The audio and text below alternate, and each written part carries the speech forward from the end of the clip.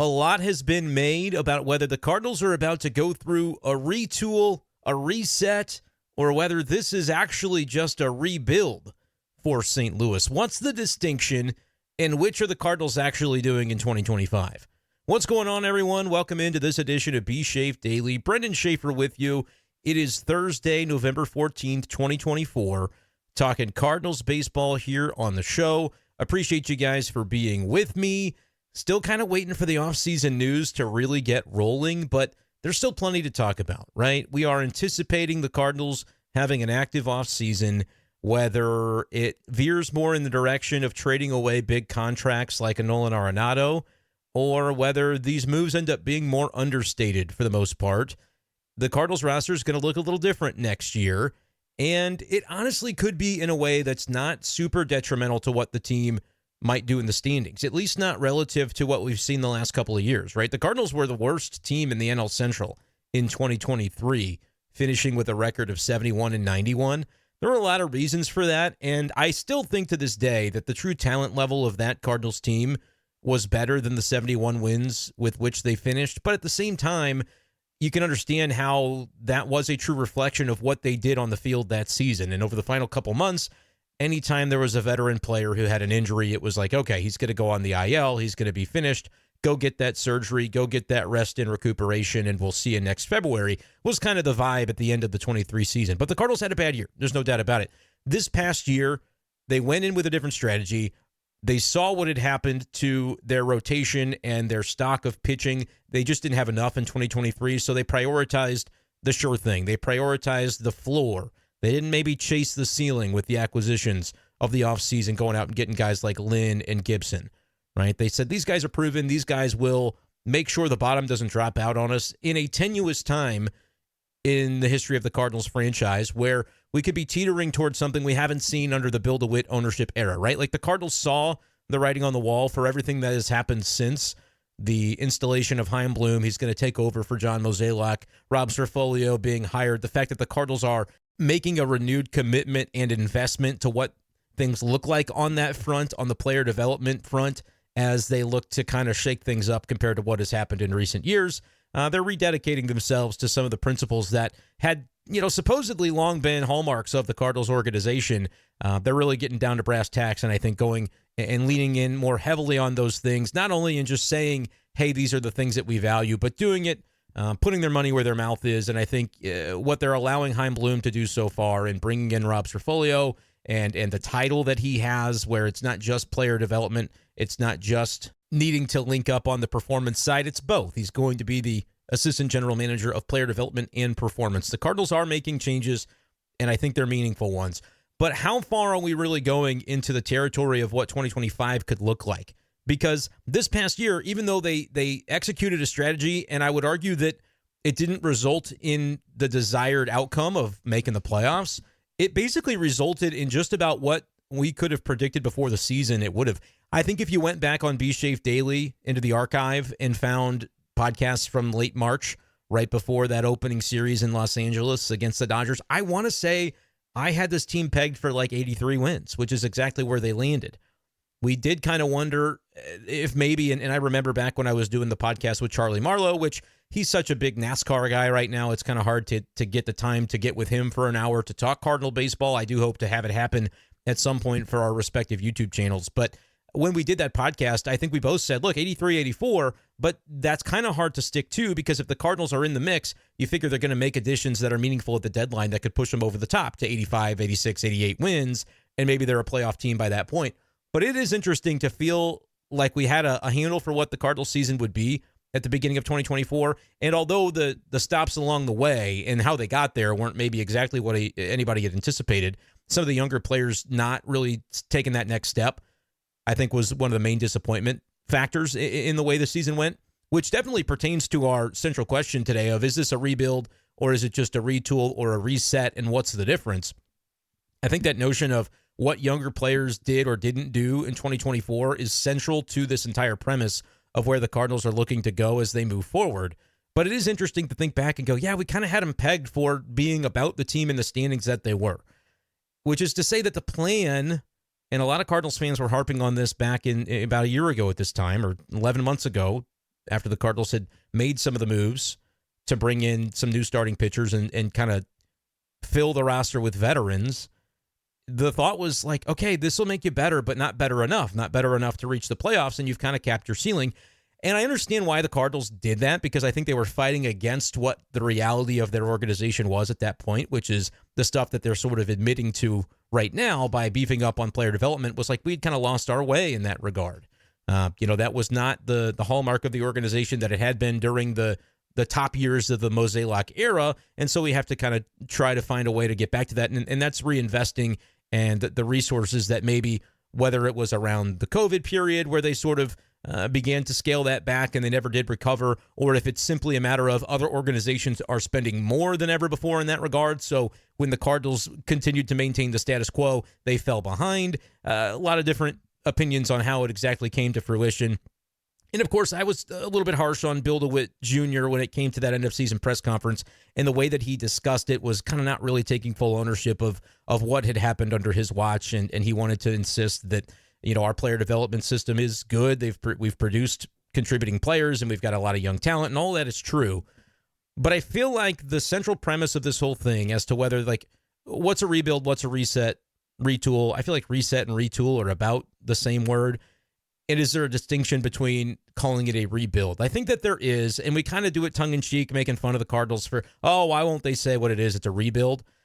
A rebuild kind of brings up the connotation of tanking, and I don't feel as though the Cardinals are tanking. I feel as though the Cardinals are going to, with their on-field product and with the folks in that clubhouse and with the coaching staff and the managerial job description, Ollie Marmol, what they're going to try to do is the same thing that they did last year. They're going to try to make the playoffs. They came a little bit short last year, but they weren't a bad team. They won 83 games.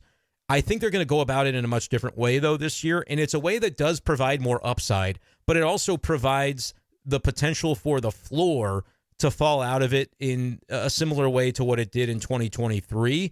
The difference this time is going to be that the Cardinals they're not going to really spend a lot of emotional energy trying to rescue that floor and try to make it, try to keep it from bottoming out completely, which honestly could mean fewer than 71 wins, because they went out in the second half, and rather than have some trust in some of the young guys coming up through the system who weren't really performing, and I think that's the reason the Cardinals didn't trust in like their AAA pitching at the time, the prospects that weren't quite ready to be asked to do that. They didn't want to necessarily at that time with the likes of like a McGreevy or a Graceffo, and there are more names. Maybe you could say Liberatore and Zach Thompson, they got some run when they weren't injured at that point.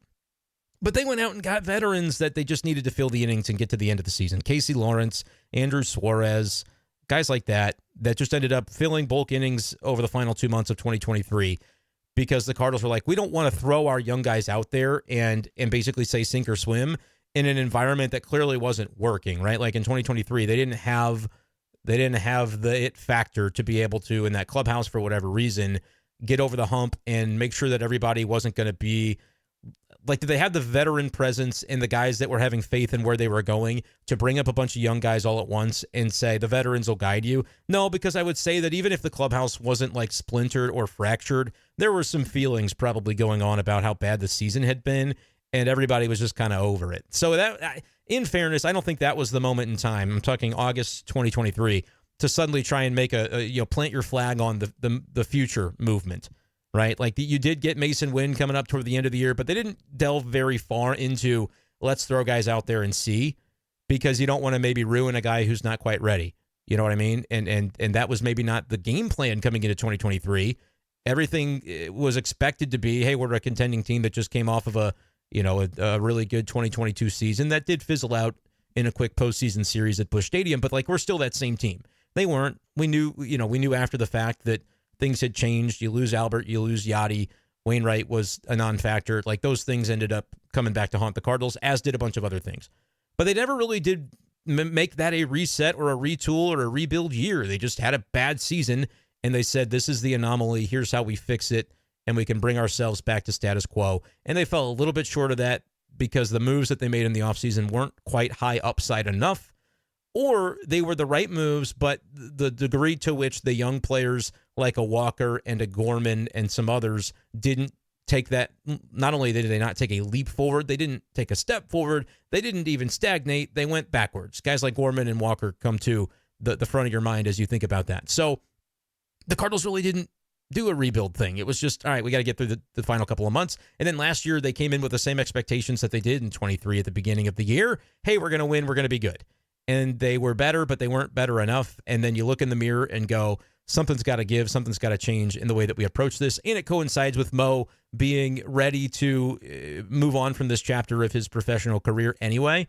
And so the fact that Heim Bloom kind of fell into their laps in a lot of ways, because you think about the way that he was treated in Boston by that ownership group, I still think Heim Bloom, very savvy guy, got a raw deal in Boston.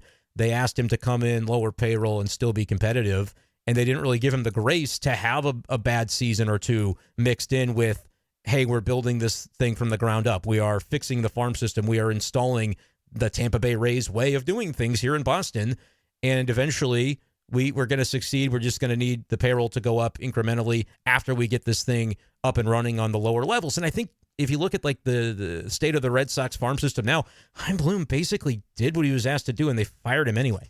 So for the Cardinals to, and look, for those out there who say, I need to move on to Heim Bloom, the Mozeliak era, he's the problem.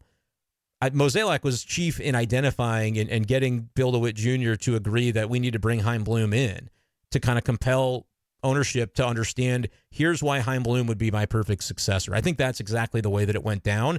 And those preliminary conversations were had. He was able to come on as an advisor last year. He spent the year kind of getting his bearings, and now they're ready by the end of the 24 season to make the announcement like he's the guy in waiting, but he's going to spend another year kind of doing the things that in Boston he really didn't get a chance to do. And this is another reason, like I am critical at times of the Cardinals and the way that they do their messaging, right? And you think about, well, why does Mozeliak even need to be here? Why can't Heim Bloom just do everything right now?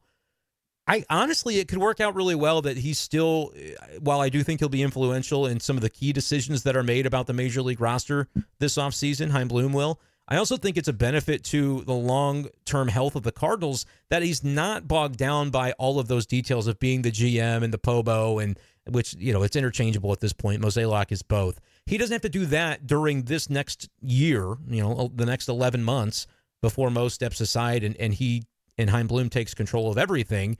Heim is able to now focus on some of the things that he did really well, I think, with the Red Sox in the few years that he was there. But he was at the same time being charged with winning at the Major League level. And so it wasn't necessarily fair to Heim Bloom that they said, you got to do this, but we also need you to keep winning. And if you don't do it soon enough, even though the Red Sox did make an ALCS while Bloom was there, I think he was there for maybe 3-4 years, they weren't satisfied with the overall trajectory of things at the Major League level. It shows a little bit of foresight for the Cardinals to go, all right, Heim Bloom spent a year around us. He kind of saw what we needed. He saw what we do. He saw what we need to do, where we need to be going. Now we're giving him the authority as the POBO in waiting to be able to implement some of these things in the infrastructure stage of the organization, right? He's bringing in his guy. I'm going to assemble a team, Heim Bloom says. And so they're doing that. But he doesn't have to have his focus also split this year between some of the other things that would happen on a day-to-day level for the GM and the POBO, and having, like, Mozeliak is capable of doing these things that the POBO was charged with doing. He's made decisions in recent years that, we could question for sure, but he's had success at this job. So for him to be around for one more year, while Heim Bloom can still maintain the greater degree of focus on the area that probably needs the most overhaul, which is the player development program for the Cardinals, that could end up being a long-term benefit, because then as he steps into the role, it's not like he's trying to do two things at once. He's already had a head start of a year, arguably 2 years, of working on some of the infrastructure elements that he would like to be there before he can turn his attention to, okay, how do we produce a winner? Which I think the focus shifting back to producing a winner isn't that far away. I would argue that the TV situation with FanDuel Sports resolved itself in a way that lends itself toward the Cardinals not having to have a long-term rebuild. They were supposed to get $75, $78 million a year, whatever that was. And now I think the Post-Dispatch reported it's going to be like $58 million for the upcoming year. Okay, it's less for sure. That's like whatever it is, a 20% decrease. But it's not, the bottom didn't fall out of the revenue for the television. And sports betting is legalized now in Missouri. We're going to see a sports book in conjunction with whether it's Ballpark Village or Busch Stadium or something to that effect. the Cardinals are going to make additional revenues from that at some point. Like, things are moving in a direction on the revenue side that I think can end up working out. And when you talk about attendance and the revenues that come from that, yes, it was down last year. It's going to be down this coming year. But I also don't think it's going to be down to the degree of, like, Cardinals fans are going to be completely checked out. They're going to be watching the players that have a chance to now thrive because of the conditions that the Cardinals are setting up. And I might sound like I'm way too in on what they're doing, but I've said in recent podcasts, I respect the direction that I think things are about to go, even though this is not going to be a year where you're going, I think the Cardinals are going to win the World Series. Like, they've got that team, and they're going to prioritize that. No, that's not going to be what happens.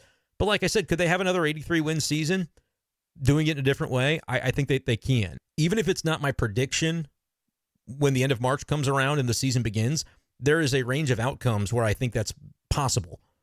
Right?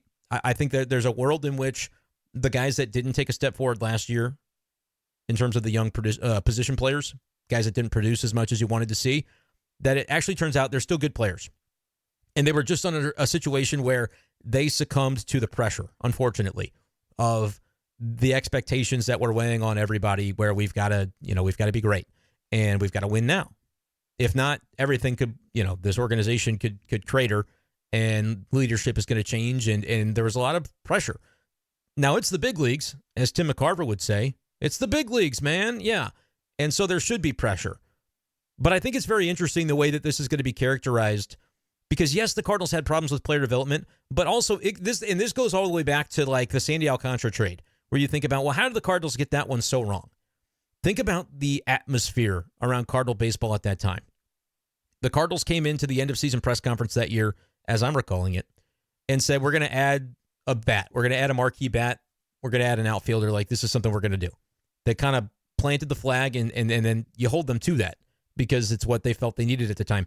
But it's just part of that outfield carousel where the Cardinals have had a lot of solid outfielders, but they always seem to be maybe a little bit more productive when they're gone. And if they had done those things when they were here, well, the Cardinals never would have gotten rid of them, right? And so that sort of was the perpetual cycle on the outfield side. On the pitching side, though, you can make a very good comparison with a guy like Sandy Alcantara, who has gone on to be very successful in Miami.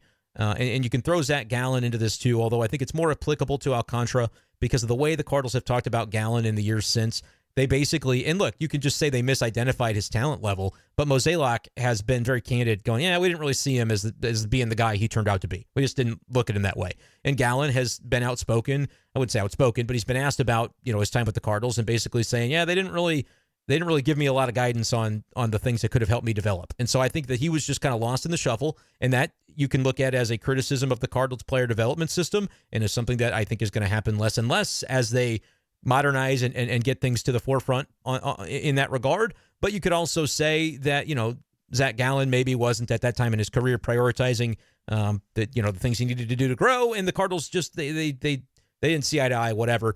They got that one wrong. It was a miss because the results are really all that matters, and the guy turned into a really good major league pitcher. So it is what it is. Now, the Marlins didn't end up benefiting from that directly either. They traded him away to Arizona.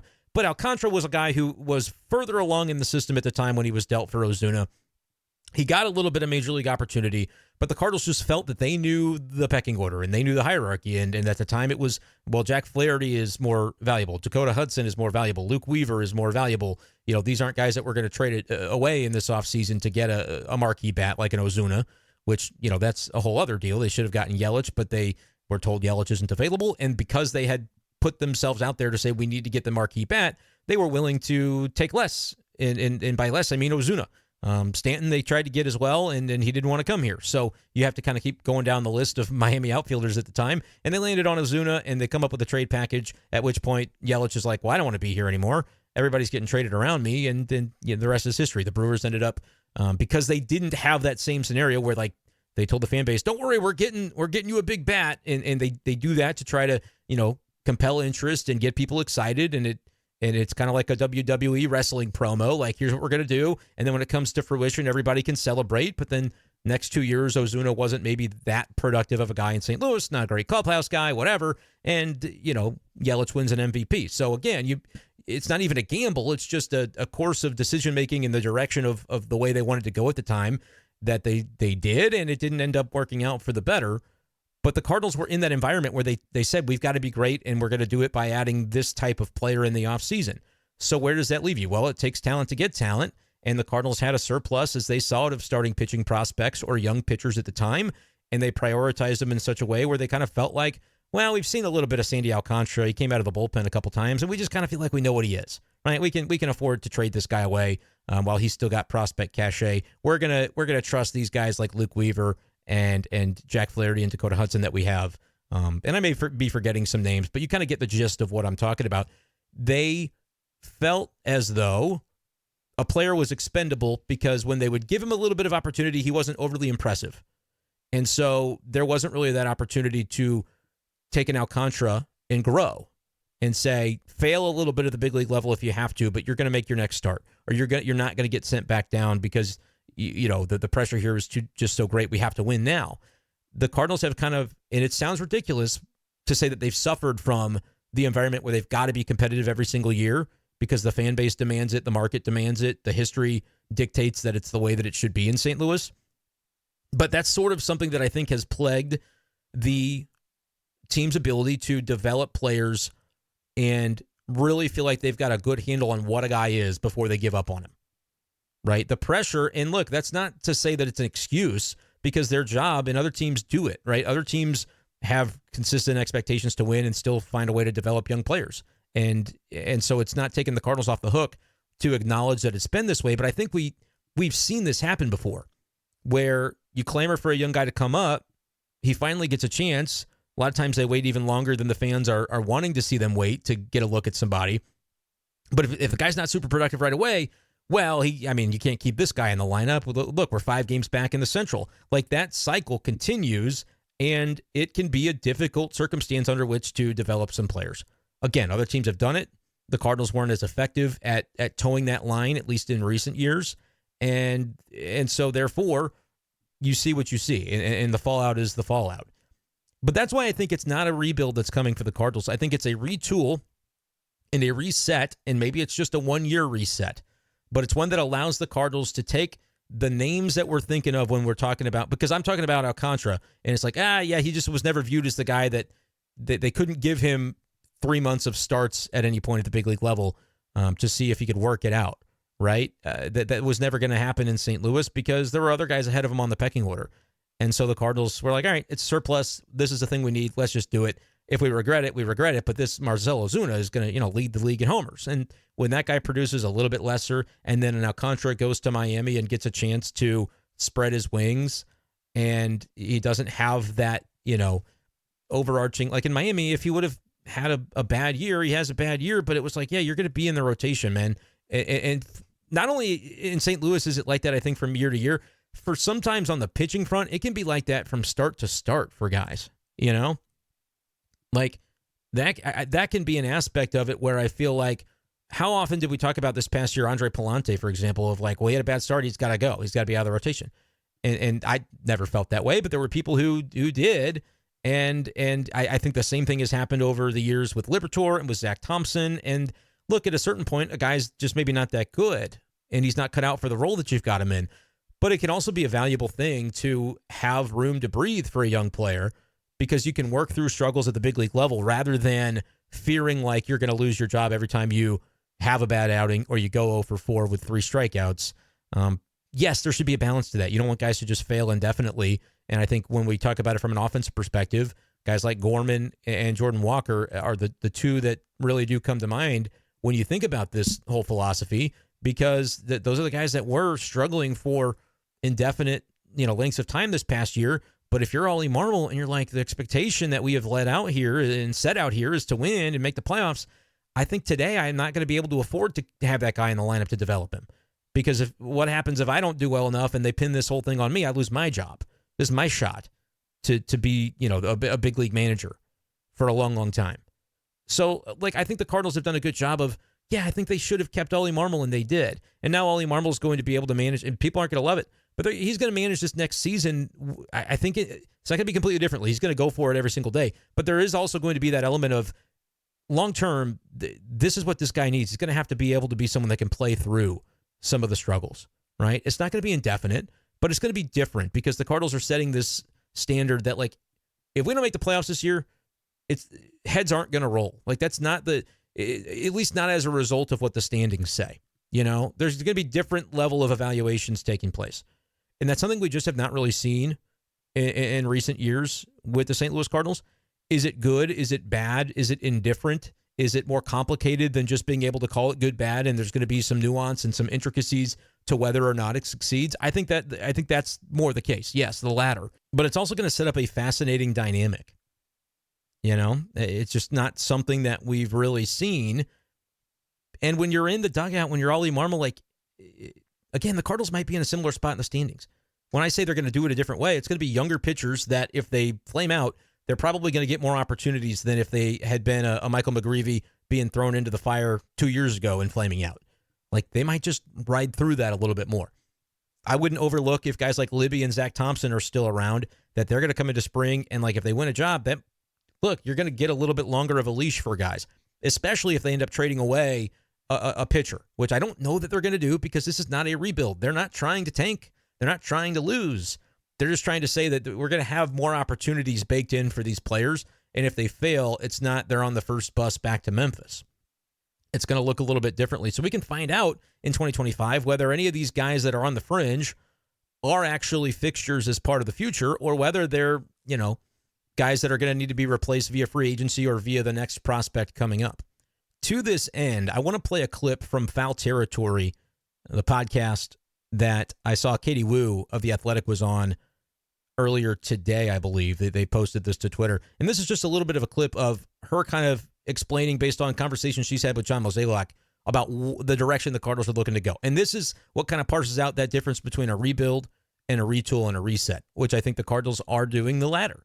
And as much as it's fun to kind of poke fun and make fun about, don't call it a rebuild, there are distinctions that I think the Cardinals are right to sort of stand behind. And as long as it plays out in a way that is in conjunction with that, the Cardinals will be able to stand on their own 2 feet and say, this was our plan and we're going to attack it this way. Here's Katie Wu on that Foul Territory podcast earlier today.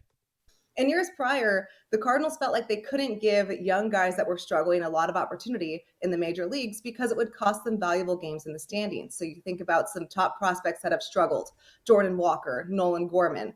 There was almost a pressure to get those guys out of the lineup or maybe back in the minors to find themselves so that the Cardinals could stay afloat with teams like the Brewers, who they have been battling with the top of NL Central for 4 years now.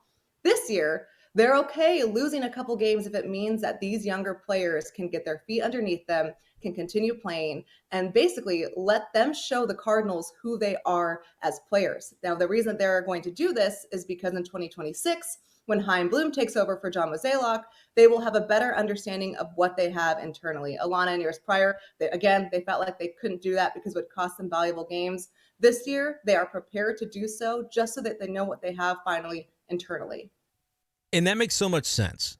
And that was Katie Wu talking with Alana Rizzo on Foul Territory. That makes sense. It really does. When you think about, all right, what do we have? Because in 2026, I'm not saying the payroll is going to shoot right back up to previous levels, right? There are other factors that could be involved in that. Hopefully it does rebound rather quickly. But you can at least say, okay, instead of having to do this willy won't-y with Nolan Gorman and with Jordan Walker, those guys both got 500-plus plate appearances, and we found out. At least we got the most data on them that we could to make a determination on, are they future fixtures? Are they limited to platoon? Is Jordan Walker an outfielder? Is he? At the end of last season, it was like, oh, Jordan Walker, man, defensively, it just doesn't look great in the outfield. They can spend a year with it if they want. Maybe they'll make a different decision. Maybe they'll say, nope, he's an infielder, or nope, he's a DH, right? And I don't think they'll make the DH decision just yet because, again, why would you? If he makes a few errors, yeah, your pitchers might be upset about that. It's going to be on Ollie Marmol to make sure he's got the whole clubhouse understanding of what this is, and that's part of a manager's job, and I think Ollie can do that effectively. But it's like, yeah, we're investing into Jordan Walker. We're pouring into this kid, not going to rip him every time he makes an error because it's different. There is going to be, I remember the old Mike Matheny quote, I think it was pertaining to Oscar Taveras back in the day, where he said that we're not in the development business at the major league level. The Cardinals never have been in this Mozeliak era. This year, they're going to be in the development business at the major league level. That's going to be the change. It's not a rebuild because I don't think the Cardinals are going to shed every single piece of salary that they have. I think they're going to potentially shed some of that 2025 salary and do it strategically to open up opportunity for guys like a Gorman, who, again, was not on the major league team at the end of last season, right? He spent September in Memphis. So when you think about how they ended the year and how they're going to start it, Gorman's going to be a starter, I think, for this team. Now, Sajasi's going to say, hey, I'm going to do everything in my power to show that I'm a starter, and I'll win the job over Gorman. And he's another young prospect, so let the best man win. I think the Cardinals are okay with having a little bit of competition. But there are certain guys that you go, I know the potential. It hasn't always matched up with reality.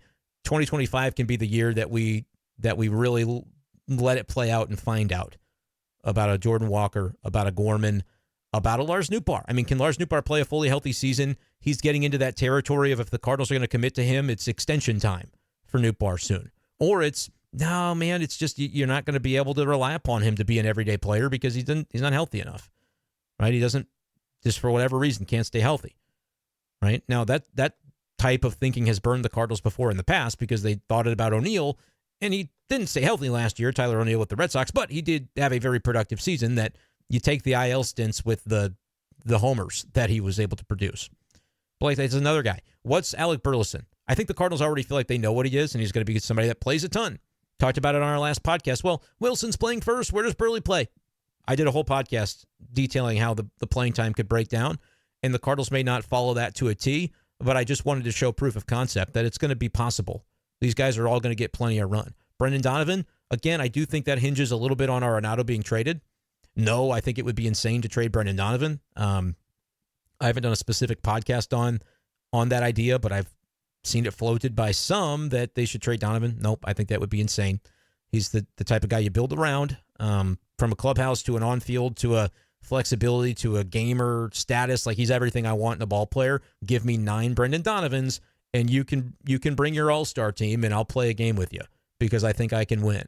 Like, that's how highly I think of Brendan Donovan.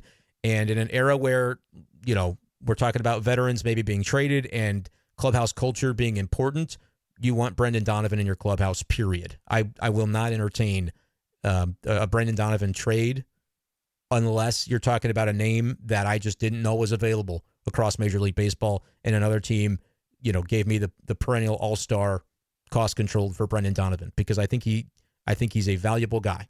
So just kind of talking about names like that, though, can we see a season where Brendan Donovan develops into that leadership role even a little bit more if they're trading an Arenado? Like, do things shift with no Goldie and maybe no Arenado? What does that clubhouse look like? Can it change for the better?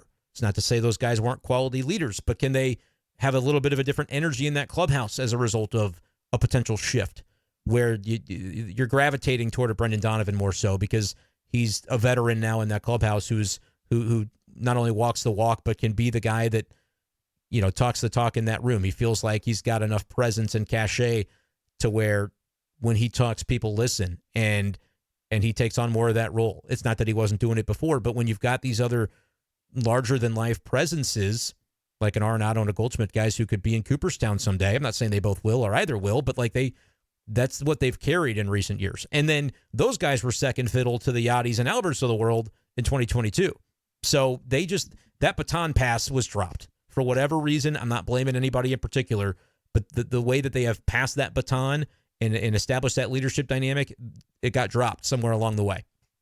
I think a Brendan Donovan's the kind of guy that you have stay the long haul. I would give him an extension today. Nootbaar, I think it depends on the cost of it, but you'd like to see, and look, I don't know if the Cardinals are going to be doing any early extensions this offseason. It depends on if they spend any money in free agency, if they trade the Arenado contract to free some up, because they do have some spending limitations that are going to be in play in 25. But in 26, again, as Katie Wu said there on that Foul Territory podcast, you could have a situation where now we know what we have and what we don't have. We know who these guys are and who they aren't, so we know what we need if we're going to make a run at it for 26, 27, and beyond. It's a little bit of a changing of the guard, but I think it's something that makes sense and could be necessary and could be beneficial. So let me know, Cardinals fans, what your thoughts are on all this. I do think it's very compelling, very interesting, and it's just something that we're going to continue to talk about, but that's why it's not a rebuild. If it was a rebuild, I don't think they would be giving the option to guys like, Contreras and Sonny Gray and Arenado. They're like, yeah, you've got the no trade, but listen, like, we got to trade you because we're tanking this thing. No, there's enough talent here that I don't think they have to do that. And that's why a Contreras says, I want to stay. That's why a Sonny Gray can feel comfortable saying, Yeah, I don't want to be on another team. I think I want to see how this plays out. If Arenado feels differently, that almost works better for the Cardinals because they don't have to be in between on it. They can really commit to it, and that allows another young position player an everyday roster spot, everyday lineup spot. So it's interesting. I'm not saying this is going to be like, don't hear what I'm not saying. I'm not saying that they're going to shock the world and make the playoffs this year, but I'm saying there's a range of outcomes that's still in play for this is not a tank. This is not a rebuild. I'm buying into what the Cardinals are selling, at least for now. I want to see how the offseason plays off before I really solidify my stamp on that, but I see the vision, let's just say. If you see the vision for what we're doing on B-Schaeff Daily, want to remind you guys, and this will be something that I keep kind of talking about, I am trying to make every effort to get to the winter meetings and cover those for KMOV and for the podcast, for the YouTube channel, and maybe have some other really cool things that I can do if I'm able to get there. Something that helps it out a lot is to be able to make it worth my time, and having sponsorships to cover some of the aspects of making that trip be facilitated is something that I'm actively seeking at this point. So, look, this has not always been a thing I've done on the show. Like I talk about, the YouTube channel is a way you can support, and people do. There's, several dozen of y'all that are members on the YouTube channel. And as we get a little bit more time here, I want to go through and thank each and every one of you individually, because it's a big deal. And that's still every video you can go down, and if you want to join the membership, you can do that. And you get some fun perks, and you're helping to support me. But if you've got a business, like I want to be able to provide value to you. You see this show has an audience. If you've got a business that you'd like to partner with me and that business for the sake of winter meetings, or you say, no, I got a business and year round, I want to be the sponsor of this show. That's the kind of stuff I am still it's going to be looking a little bit different moving forward. I'm making that a priority as we advance this thing and try to make this a key part of what I do in my day-to-day in terms of my career. So appreciate you guys, as always, for listening. That's number one. But if you've got a business out there and you're like, yep, I want the B-Schaeff Daily audience to know about my business and I want to support the show in that way, my DMs are open, and I'll give you my cell phone number and we can talk about it. So shoot me a DM on Twitter. I'm on Blue Sky too now. If you guys, I see a lot of people are migrating over to Blue Sky. I've got Blue Sky as well. Still kind of learning the ropes over there. But shoot me a direct message on either platform, or find me on Facebook, whatever you got to do. I would love to chat with you. So appreciate you guys, as always, for listening and for supporting. We will talk to you next time on B-Schaeff Daily. Peace.